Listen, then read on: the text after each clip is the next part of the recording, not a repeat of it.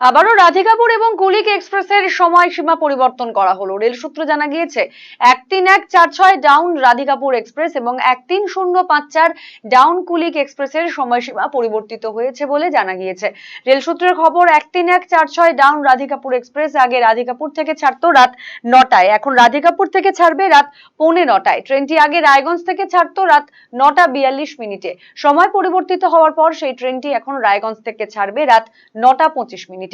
13054 down Kulik express আগে রাধিকাপুর থেকে ছাড়তো ভোর 6:45 নাগাদ, এখন রাধিকাপুর থেকে সেই ট্রেনটি ছাড়বে ভোর 5:30 নাগাদ।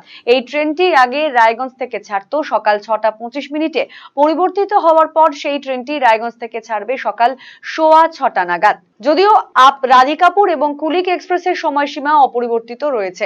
রেলের তরফে জানানো হয়েছে আগামী 2রা মে থেকে রাধিকাপুর এক্সপ্রেসের এই নতুন সময়সীমা কার্যকর হবে। অন্যদিকে আগামী 27শে এপ্রিল থেকে কুলিক এক্সপ্রেসের এই নতুন সময়সীমা কার্যকর হবে।